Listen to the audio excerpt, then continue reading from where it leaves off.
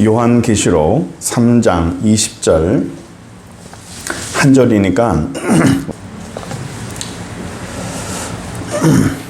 요즘 그 아동들의 놀이 문화는 주로 컴퓨터 게임이죠. 근데 제가 그 어릴 때, 초등학교죠. 제 어릴 때 시절에 뭐 하고 놀았나 생각하면 이 골목길에서 금 긋고 땅 따먹기 하고 구슬치기 하고 뭐 망가기 뭐 이런 거 했어요. 그런데 제가 어릴 때 이렇게 놀았던 그 놀이 중에서 제일 이렇게 쾌감이 있었던 게 뭐였냐면 땅 따먹기 놀이였어요. 이거는 이 맛을 아는 사람만 아는데 아마 이 어린 학생들은 모를 수도 있습니다. 이게 손으로 이렇게 해가지고 땅을 조금씩 따먹는 건데 요즘은 땅 따먹기도 요즘 아이들은 컴퓨터로 하더라고요. 우리나라 사람들은 먹는 거에 진심입니다. 저희 교회가 점심 때 반찬이 많잖아요. 너무 많아가지고 어떨 때 막 12찬까지 막 돼서 좀 줄여라 라고 했는데 왜 그렇게 우리가 반찬이 많냐면 우리 사모님이 먹는데 진심이에요. 교회가 작을수록 잘 먹어야 된다 라는 것이 우리 사모님의 철학입니다. 그래서 먹는데 최선을 다하는데 그게 우리 교회뿐만 아니라 일반 사람들도 우리나라에서는요 먹는다라는 개념이 상당히 많아요. 어떤 사람이 저에게 욕을 했어요? 그럼 저는 욕을 뭐 한다 그러죠? 욕을 먹는다 그래요. 그렇죠. 욕도 먹는다 그래요. 그리고 이제 조금 있으면 더위가 막 오는데 더위를 막 느끼면 뭐 먹는다 그러죠? 더위를 먹는다 그래요. 더위를 먹는다 그러고 욕을 먹는다 그러고 한 해가 지나면 나이를 먹는다 그래요. 모든 게 다 먹어요. 참 우리나라 말을 보니까 이 먹는다는 개념이 참 많더라고요. 우리나라 인구 대비 지역 대비 식당이 상당히 많습니다. 상위권에 있습니다. 우리나라가. 사람에게 있어서요. 이 먹는 게 참 중요합니다. 이번 주간에 이 설교 말씀을 준비하면서 먹는 거에 대해서 참 이렇게 묵상을 참 많이 했는데 성경에도 먹는다라는 내용이 참 많아요. 우리가 잘 알고 있는 그 출애굽 때 백성들이 먹을 것 때문에 하나님 앞에 불순종합니다. 먹을 것 때문에 모세에게 달려들어요. 그리고 엘리야는요, 삶에 지쳤을 때 하나님이 엘리야에게 나타나서 뭘 하는 줄 아십니까? 그냥 먹고 쉬어. 먹어라. 이것도 먹고 저것도 먹고 그냥 먹어.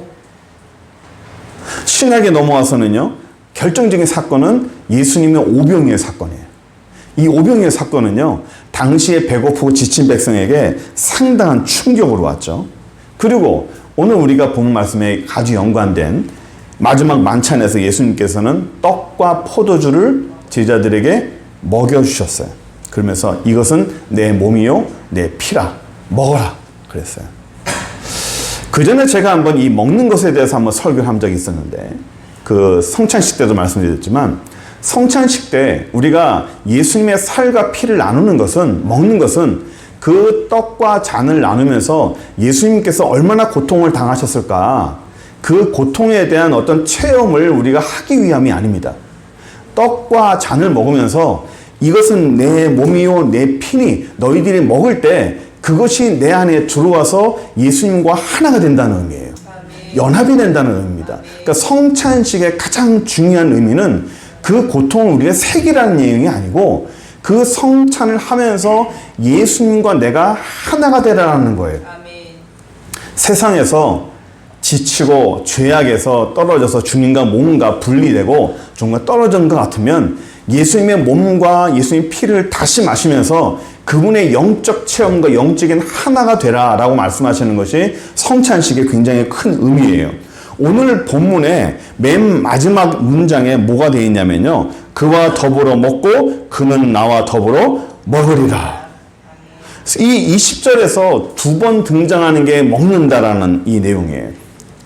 이 마지막 20절이 결론과 같은 건데 먹을 것이다 라고 하는 건데 오늘 이 20절의 내용의 말씀을 우리가 좀 묵상했으면 좋겠어요. 사실은 다른 초반에 다른 본문을 준비했다가 이 요한계시록 3장 20절이 저한테 너무 다가와서 이 본문 말씀만 가지고도 되겠다 싶어서 제가 말씀을 한번 나누려고 합니다. 오늘 본문에요. 중요한 동사가 4가지가 있는데요. 볼까요? 첫째, 두드린다. 두 번째, 듣는다. 세 번째, 문을 열다. 네 번째, 먹는다. 이 4가지가 오늘 본문에서 중요한 그 핵심을 하는 내용입니다. 그림을 한번 볼까요? 자, 이 그림이 뭐냐면 굉장히 오래된 클래식한 그림입니다. 예수님께서 문 밖에 서서 문을 두들기는 그런 모습이에요. 확장이 다 된 건가요? 예, 다 최대 겁니다. 예. 이 문을 두들기는 이 모습인데 예수님께서 이 문을 두들기는 이 모습은 요한계시록 3장 20절을 형상화한 겁니다. 그래서 예수님께서 두드릴 때 너희는 문을 열어라 라고 말하는 거예요. 예수님이 문을 두드린다 라고 하는 것은 우리의 마음의 문을 얘기하죠. 우리의 마음의 문을 얘기해요. 근데 여기에 재미있는 것을 제가 발견했어요. 이게 성경 본문을 볼 때 제가 헬라어 성경이나 히브리 성경을 한번 확인을 하는데 이 문장 볼까요? 20절을 다시 한번 봐주세요. 20절 한번 봐주시면 볼지어다 내가 문 밖에 서서 뭐 한다고 그랬죠? 두드리노니 누구든지 내 음성을 듣고 문을 열면. 근데 처음 보시면 내가 문 밖에 서서 두드리노니 두드린다라는 거잖아요. 이 두드린다가 현재형인 거 맞아요. 현재형인데 그 다음에 음성을 들었다라고 했잖아요. 누구든지 내 음성을 듣고 오라고 했죠. 이 듣고라고 하는 이 단어가 과거형인 거예요. 두들기다라는 것은 현재형인데 음성을 들었다라는 것은 과거형이 됐어요. 그래서 제가 이 모습을 보면서 이 뭐지? 두들기다, 듣는다라고 한다면 두드리면 바로 듣죠. 그러면 두들기다와 듣다가 시제가 같아야 돼요. 두 개가 과거형이든지 두 개가 똑같이 현재형이든지. 그런데 두드리다는 현재고 듣는다는 과거예요. 뭐지? 다른 주석 찾아봐도 없어요. 뭐지 생각해봤어요. 뭘까? 왜 두들기다는 과거고 두들기다는 현재고 듣는다는 과거일까? 두드리는데 듣는 게 과거형이에요. 이 듣는 분과 듣는 이 모든 것들이 옛날부터 우리 모습 속에서 두들겼다는 얘기예요. 뭘 들었죠? 이미 예수님께서 듣는 것을 들었다는 거예요. 이 현재형은 지금 바로 한다는 것이 아니라 과거부터 지금까지 두들겼다는 거예요. 과거부터 지금까지 두들겼다는 얘기고 듣는다는 것은 내가 이미 과거에 들었다는 겁니다. 그러면 예수님께서 문을 두드리는 것은 과거부터 지금까지 두들겼어요? 그러면 이 사람은 언제 들었어요? 과거에 이미 들었어요. 그런데 문은 언제 여는 거예요? 지금 여는 거예요. 과거부터 이미 들었어. 예수님께서 나에게 문을 두들기는 것을 이미 들었다는 얘기예요. 하나님의 우리 주님의 메시지, 우리 주님의 뜻을 주님께서는 이미 오래전부터 각 사람마다 우리 주님은 알려주셨다는 거예요. 이 두들겼다는 말은 단지 네가 예수를 믿어라라는 뜻만은 아니에요. 하나님의 뜻, 하나님의 의미, 하나님의 속마음, 이것을 이미 오래전에 우리에게 알려주셨다는 거예요. 나는 너에게 이것을 원해. 나는 너의 가정에 이것을 원해. 나는 너의 인생에 이것을 원해. 나는 이 교회에 이것을 원해라고 우리 주님이 오래전에 두들기면서 알려줬어요. 그것을 내가 어떻게 했어요? 들었어, 이미. 이미 들었어요. 들었는데 왜 안 열었을까? 듣긴 들었는데 보세요. 중요한 게 22절 보세요. 22절. 귀 있는 자는 성령이 교회들에게 하시는 말씀을 들을지라. 듣긴 다 들어요. 듣긴 다 들어요. 듣긴 듣는데 귀가 있는 자는 성령이 교회에 하신 말씀을 들을지어다. 여기에 귀가 있다는 게 뭐예요? 우리 귀 없는 사람 있어요? 다 귀 있죠. 지금 제가 하는 얘기 다 듣죠? 다 듣죠? 오늘 이 시간에요. 전국에 있는 교회에서 예배를 드려요.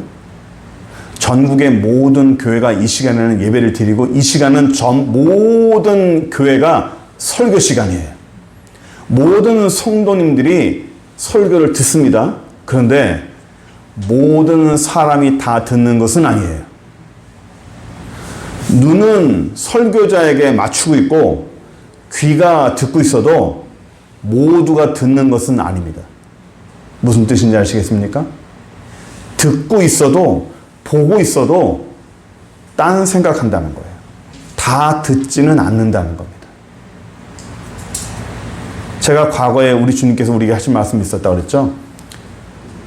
나의 백성이 설교 시간에 신랑된 나만 보지 않고 딴 걸 보고 있다. 나의 신부된 백성이 찬송 시간에 나만 보지 않고 딴 생각한다. 나의 신부된 백성이 기도 시간에 나만 보지 않고 딴 생각한다. 우리 주님이 그거 싫다 그러는 거예요.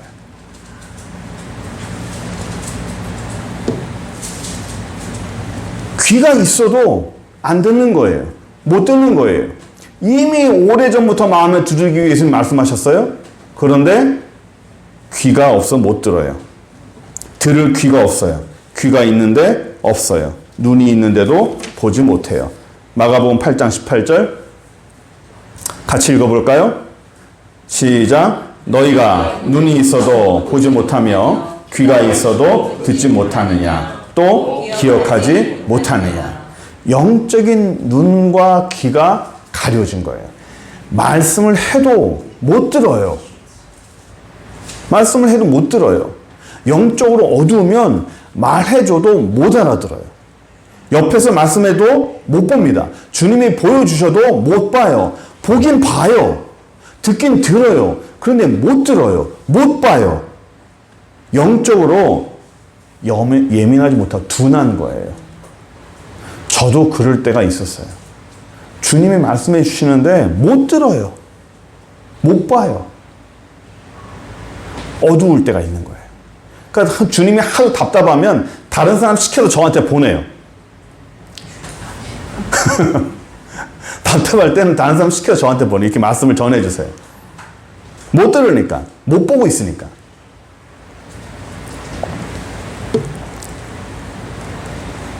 그림 다시 볼까요? 예수님께서 문을 두들길 때 저 그림이 반만 잘렸는데 전체의 문을 보면요. 바깥에는 문고리가 없어요. 안에서만 문고리가 있습니다. 바깥에서 우리 주님께서는 문을 두들기지만 문을 여는 것은 안에서 여는 거예요. 근데 우리 주님은 강제로 열지 않아요. 강제로 사람 마음의 문을 확 열지 않아요. 네가 한번 해봐. 너는 안 열 수 있어. 안 열어도 돼. 그러나 나는 네가 여는 것을 원해. 아멘. 안 열어도 우리 주님께서는 기다려주세요. 네가 왜 안 열어? 확 열지 않고 그러지 않아요. 기다려주세요. 열 때까지. 듣고 움직일 때까지 기다려주시는 거예요. 그런데 여러분 우리가 그 문을 노크할 때 보통 어떻게 해요? 그냥 손만 이렇게 합니까? 두들기면서 뭐라고 그러죠? 계십니까? 계십니까? 그렇죠? 계십니까? 문 좀 열어주십시오. 아무도 안 계십니까? 항상 음성과 노크를 같이 합니다. 그러니까 듣는다는 게 바로 그거예요. 노크하는 소리를 듣는다는 것이 아니라 예수님의 음성을 듣는다는 거예요. 우리의 결단이 예수님과 함께하는 시간이길 바라요. 자, 그러면 이제 진짜 먹는 거를 볼게요. 먹는 거. 성경에서 먹는다는 게 뭔가를 한번 제가 보겠습니다. 그 전에 제가 말씀드렸지만 성경에서 특히나 신약에서 먹는다는 걸 뭘 의미한다고? 첫 번째, 연합. 포도주를 나누듯이 성경에서는 연합을 의미해요. 우리가 이거 한번 다시 확인할게요. 마태복음 26장 26절. 마태복음 26장 26절. 그들이 저희가 먹을 때 예수께서 떡을 가지사 축복하시고 떼어 제자들에게 주시며 가라사대 받아 먹어라. 이것은 내 몸이다. 그죠? 내 몸이다. 그 떡과 포도주가 내 몸이다. 그러니까 하나가 된다는 거예요. 고린도는 10장 16절, 17절. 우리가 축복하는 바 축복의 잔은 그리스도의 피에 참여함이 아니며 우리가 떼는 떡은 그리스도의 몸에 참여함이 아니냐. 떡이 아니 하나요 많은 우리가 한 몸이니 이는 우리가 한 떡에 참여함이라. 예수 그리스도의 몸에 우리가 하나가 된다는 거예요. 예수 그리스도의 몸에 우리가 연합이 된다는 거예요. 그러니까 성찬식 할 때 떡과 포도주를 나눌 때 그것이 내 안에 들어올 때 내 몸과 내 육신과 내 영혼과 이것이 하나가 된다는 거예요. 주님과 내가 하나가 된다는 겁니다. 예수님과 하나가 된다는 거예요. 이걸 연합하는 건데 요한복음 15장 5절 나는 포도나무에 너희는 가지니 저가 내 안에 내가 저 안에 있으면 나를 떠나서 너희가 아무것도 할 수 없다. 하나가 너희가 내 안에 내가 너 안에 저가 내 안에 내가 저 안에 누구든 내 음성을 듣고 문을 열면 내가 그에게로 들어가 내가 그에게로 들어가 그와 더불어 먹고 그는 나와 더불어 먹으리라. 하나가 되는 거예요. 연합이 되는 거예요. 이게 성경에서 우리 주님과 연합이 되는 굉장히 중요한 거예요. 먹는 것은 연합이 된다는 거라고 했죠. 그러면 예수님만 우리와 연합이 되나요? 사단도 연합한다고 그랬죠. 사단도 우리와 연합을 해요. 창세기 3장 14절 여호와 하나님이 뱀에게 이르시되 네가 이렇게 하였으니 네가 모든 가축들과 들의 모든 짐승보다 더욱 저주를 받아 배로 다니고 살아있는 동안 뭘 먹어라? 흙을 먹어라. 흙을 먹는다고 지렁이가 아니라 했어요. 흙이 뭐라고 그랬죠? 사람.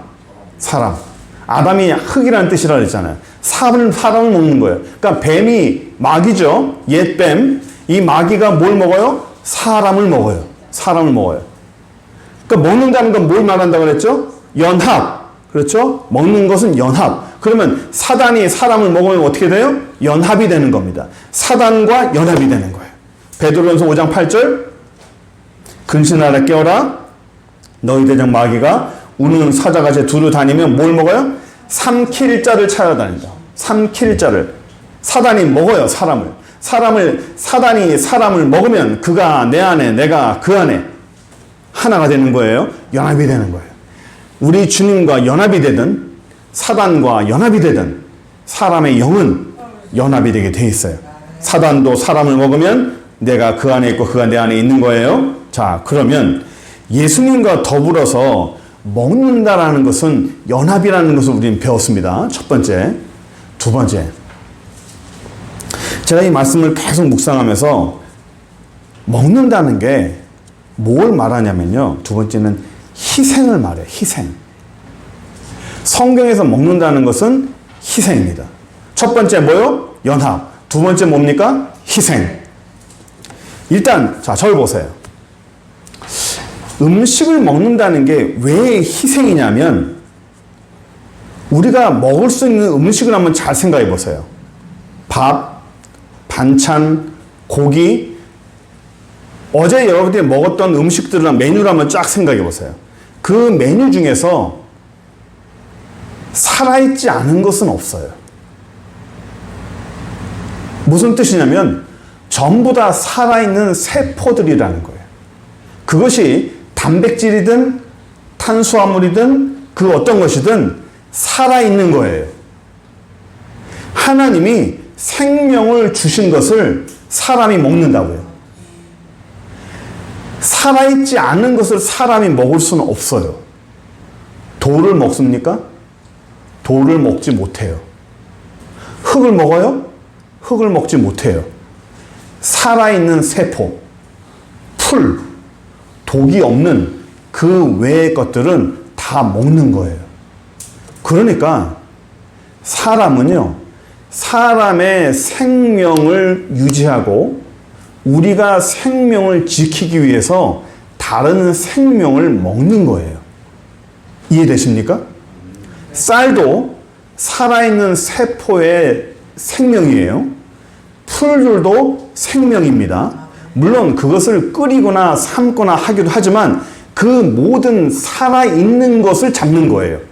고기도 살아있는 것을 잡아서 죽여서 먹습니다. 살아있는 세포들이에요. 살아있는 생명들을 먹는 거예요. 그래서 다른 생명을 죽여서 내가 먹을 때 내 생명을 유지하는 거예요. 사자들은 다른 초식동물을 죽여가지고 자기의 생명을 유지합니다. 사자가 살아있는 어린 사슴을 잡아먹을 때 보면 아우 불쌍한 거, 왜 애 사슴을 죽이고 사슴 나쁜 거라고 생각하겠지만 그 사자가 그 어린 사슴을 잡아 죽여서 그 고기를 뜯지 않으면 사자의 새끼는 죽어요. 먹지 못해 죽습니다. 모든 생명은 다른 생명을 살리기 위해서 죽어요. 모든 생명은 내 생명을 살리기 위해서 다른 생명을 먹습니다. 생명을 먹고 내 생명을 유지하는 거예요. 그래서 많은 분들이 가능하면 가공되지 아니한 화학약품들을 먹으면 사람이 망가진다는 게 바로 그런 겁니다. 가능하면 살아있는 세포들. 생명이 생명을 유지하는 거예요. 그럼 보세요. 먹는다는 것은 생명이 다른 생명을 먹는 겁니다. 그러면 생명이 먹을 때는 큰 생명이 작은 생명을 먹죠. 그렇죠? 힘이 있는 생명이 힘이 없는 생명을 먹는 거예요. 이거를 과학적으로는 약육강식이라고 말합니다. 그래서 큰 생명이 작은 생명을 먹죠. 여기 보듯이 약육강식. 약한 육체는 강한 자에게 먹힌다라는 거예요. 이것은 그냥 단지 힘이 강하다는 것이 아니라 힘이 센 생명이 힘이 약한 생명을 먹어서 그 생명을 유지하는 거예요. 그러면 항상 강한 생명이 약한 생명만 가져가느냐? 그렇진 않아요. 사자를 누가 먹어버리는 줄 아십니까? 사자는 누가 먹을까요? 사자는 조그마한 벌레들이 먹어요. 사자는 조그마한 아주 힘이 없는 벌레들이 그 자기 생명을 유지하기 위해서 아주 강한 자의 생명을 먹고 자기 생명을 유지합니다. 그러니까 모든 생명은 희생이에요. 내가 희생해서 저 생명을 살리는 거예요. 내가 희생하면 저 약한 생명이 살려주는 거고, 내가 희생하면 저 강한 생명이 살리는 거예요. 생명이 생명을 살리는 겁니다. 이해되십니까? 그러면 세상의 모든 방식은 강한 자가 약한 자의 생명이 강한 자의 생명에 잡아먹혀서 강한 자의 생명을 유지하는데, 우리 주님도 우리에게 생명을 주셨잖아요. 그렇죠? 우리 주님께서 자기의 몸과 자기의 피를 우리에게 주셨잖아요. 예수님의 생명을 우리에게 주셨잖아요. 희생이잖아요. 그렇죠? 힘이 약해서요? 힘이 약해서 줬어요? 아닙니다. 힘이 약해서 우리에게 주신 게 아니에요. 예수님은 가장 강한 자입니다. 가장 강한 자인데 영원한 생명을 가진 분인데 아주 약한 자의 생명을 위해서 예수님의 생명을 나눠주신 거예요. 희생해 주신 겁니다. 예수님의 희생으로 말미암아 약한 자의 생명들이 다 살아날 수 있었던 거예요.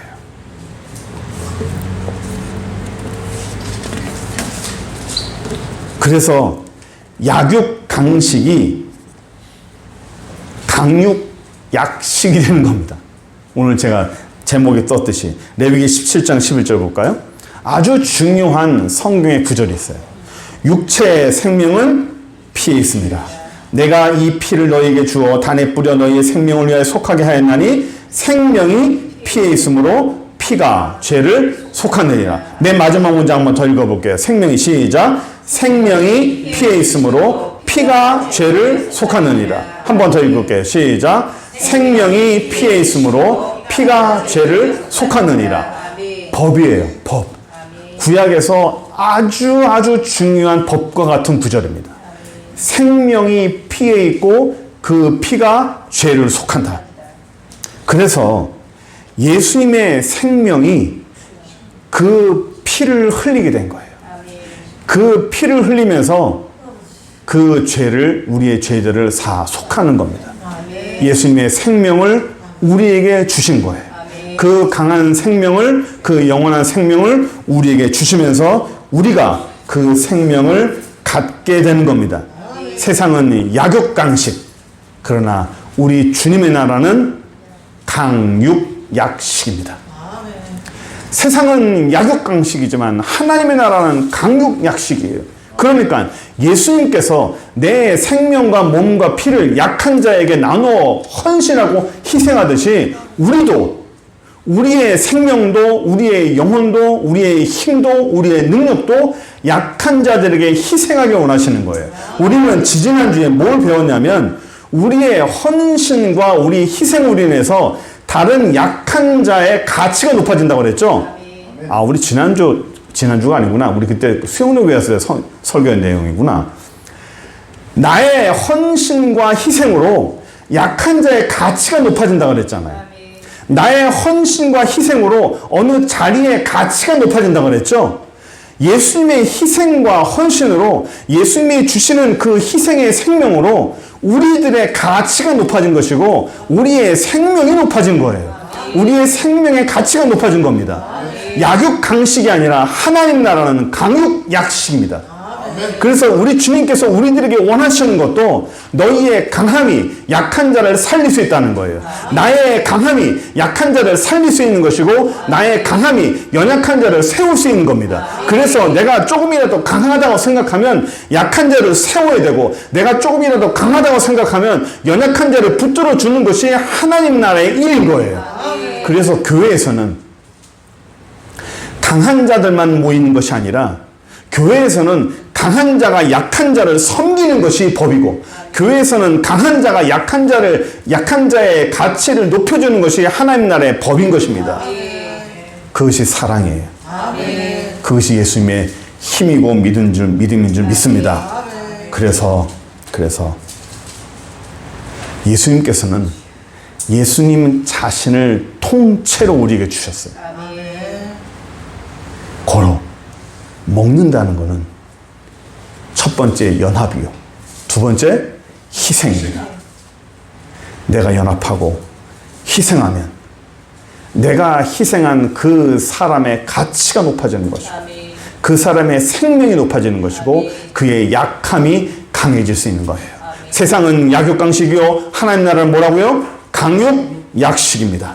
그래서 우리가 모든 사람들이 약한 자를 위하여 연약한 자를 위하여 내가 희생하고 내가 헌신하여서 하나님 나라의 법에 정말 확실하고 우리 주님이 잘했다 칭찬 듣는 저 여러분 되기를 간절히 축원합니다. 기도하겠습니다. 전능하신 하나님 감사합니다. 이 땅을 우리가 살면서 세상의 모든 법칙은 약육강식입니다. 약한 자는 강한 자에게 항상 잡아먹히는 것이 상식이라고 우리는 배웠고 그래서 우리는 잡아먹히지 않으려고 강해지기 위하려고 애를 썼습니다. 그러나 하나님 나라는 약한 자를 위하여 네가 죽고 약한 자를 위하여 네가 희생하고 약한 자를 위하여 네가 내려가라고 주님께서 우리에게 요구하십니다. 주여 내가 어떤 모습이든지 더 연약한 자를 위하여 더 빈약하고 약한 자를 위하여 내가 희생하고 그의 가치를 높여주기 위하여 내가 나설 수 있는 귀한 영혼들 될 수 있도록 인도하여 주옵소서. 하늘의 복이 내려지는 귀한 영혼들 되게 하옵소서. 예수 그리스도의 이름으로 기도드립니다. 아멘. 기도하고 예배 마치겠습니다. 지금은 우리에게 영원한 생명과 사랑을 주시는 우리 주 예수 그리스도의 무한하신 은혜와 우리 하나님 아버지의 지극하신 사랑하심과 성령 하나님의 감화감동 역사하심, 그 은총의 은혜가 우리 하나님을 믿고 우리 주님과 더불어서 동행하고 연합하기 원하는 귀한 영혼들 머리머리 위에, 그들의 가정과 생업과 자녀와 하는 모든 일들을 위해 이제로부터 영원토록 함께 있을지어다. 아멘.